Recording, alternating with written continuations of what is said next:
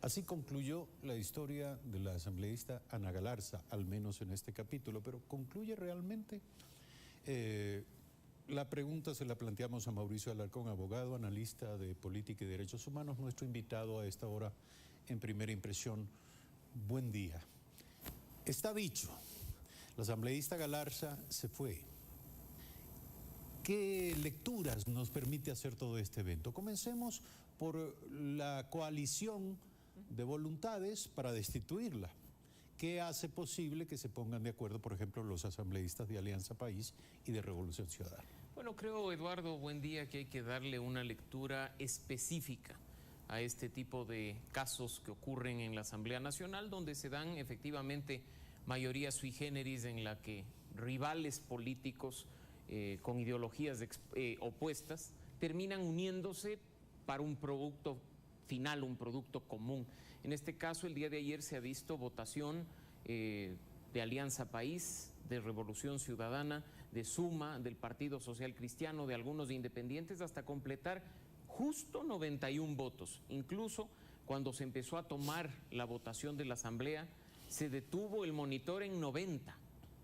Y cuando ya la iban a cerrar, apareció un voto 91. Así es que fue una votación exacta. Recordemos que en las sanciones anteriores fue un asambleísta de Creo, precisamente, quien mocionó una resolución, porque no hay claridad en la Ley Orgánica de la Función Legislativa, según la cual se requiere de 91 votos para sancionar a los legisladores. Así es que en este caso, pues, con una votación exacta, la Asamblea pierde a uno más de sus integrantes. Ahora, se ha dicho de que más allá de lo actuado y de los criterios en torno a la actuación de Ana Galarza, que se podría decir es harina de otro costal, más allá de eso, en derecho no se cumplió el debido proceso. Bueno, la Ley Orgánica de la Función Legislativa es clara, en su artículo 163, establece una lista taxativa, limitada, de razones por las cuales cabe la posibilidad de que un asambleísta pierda su calidad de tal. El artículo 165, por su parte, establece otro tipo de faltas que son consideradas sanciones administrativas. En este caso, además, estamos frente a una primera sanción que se origina en un informe de minoría. Ni siquiera estuvo claro el día de ayer si en este tipo de procesos debe existir o puede existir un informe de mayoría y uno de minoría. El de mayoría decía que era simplemente la causal 1 del 165, el mal uso de una tarjeta electrónica de acceso, mientras que el de minoría decía no, es la causal 3 del artículo 163, por cuanto hay gestión de cargo público. En este caso, si uno revisa, es similar a lo que ocurrió con la asambleísta Norma Vallejo. En el caso de ella, efectivamente, se probaron con audios la gestión de un cargo público con un funcionario de gobierno.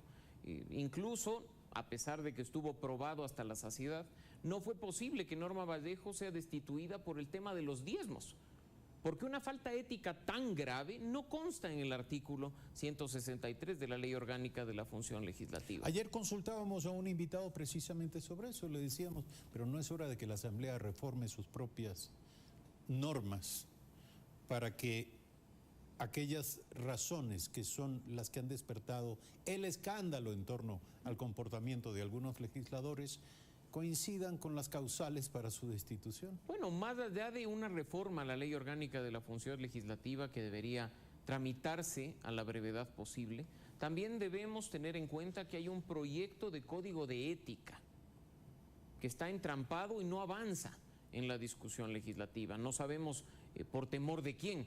Sin embargo, eso quizás sí ayude a mejorar la imagen tan alicaída de la Asamblea Nacional. En lo personal, no creo que la destitución de Ana Galarza mejore la puntuación en percepción ciudadana de una Asamblea que difícilmente supera el hecho de que 1 de cada 4 ecuatorianos confía en sus legisladores. Además, en este punto, y la ciudadanía en redes sociales, en medios de comunicación así lo ha dicho, se pregunta, ¿quién más? ¿Quién viene? Hay varios casos de faltas éticas graves de asambleístas, son vox populi, los conoce la ciudadanía, que no han sido tratadas en relación al tema de los diezmos. y quién sabe por los sobre que podrían, cuáles otros. de acuerdo a las normas actuales vigentes, podrían quedar liberados. Porque se habla también de otros casos en los que esposos y esposas de legisladores deambulan por los corredores de la Asamblea cual asesores, en el mismo caso como lo que ha ocurrido con el esposo de la señora Galarza. Tal vez sin tarjeta. Bueno, tal vez sin tarjeta, ingresando con la del legislador, pero en ese caso también habría que preguntarse qué hace toda una familia metida en un recinto legislativo. Así es que hay varios temas Ahora, que deben la ser asambleísta discutidos. Galarza quiso darle a todo esto una lectura política en torno a lo que ella afirma han sido sus denuncias, sus procesos de investigación sobre casos de corrupción, atribuyó lo que le estaba ocurriendo a algunos actores oscuros y no terminó, evidentemente, de develar la identidad de estos actores. Sin embargo, o casualidad, ayer mismo circula un audio en el que la legisladora, probablemente habrá sido quien lo grabó, y la legisladora discute con un abogado y hablan del asesor Santiago Cuesta, hablan de otros funcionarios. De otros funcionarios, de otros actores, y comienzan a aparecer, digamos, evidencias de aquello que ella afirmó. Le pregunto, de cara a la opinión pública, de cara a la necesaria transparencia, ¿qué cabe esperar? Bueno, en este caso, como bien señala, en la propia cuenta de la asambleísta Ana Galarza circuló este audio. Es decir, presuponemos que ella o uno de sus asesores subió el audio a las redes sociales en la que la asambleísta, ex asambleísta ahora, por cierto, conversa con un abogado sobre ciertos temas. Y ahí creo yo que hay algunos detalles que hay que ponerles atención, no solo por la mención a consejeros de gobierno y a otros altos funcionarios vinculados a la presidencia de la República, sino que al ser ya un audio que ha circulado abiertamente en redes sociales, debe ser una alerta. ¿Demanda aclaración de los aludidos? Bueno, y en este caso debe ser una alerta a la Fiscalía para que investigue los hechos que en realidad incluso en el audio no se llegan a comprender bien, porque es un audio entrecortado. Sí, evidente. No se graba desde el inicio la conversación telefónica, o por lo menos el audio no lo evidencia, y se corta de manera abrupta. Entonces, sí llama a la Fiscalía a que averigüe qué está ocurriendo detrás, porque puede traer esto también cola. Hay acusaciones que, si bien ayer en el Pleno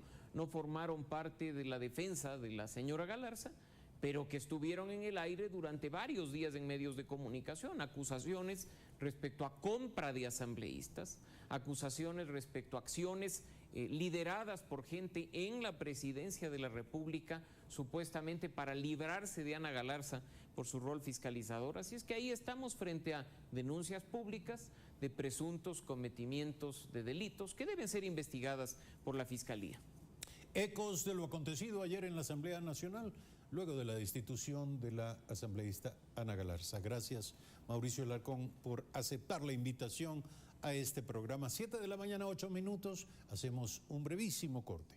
Regresaremos con Santiago Ceballos, director general del Servicio Nacional de Derechos Intelectuales, un interesante tema.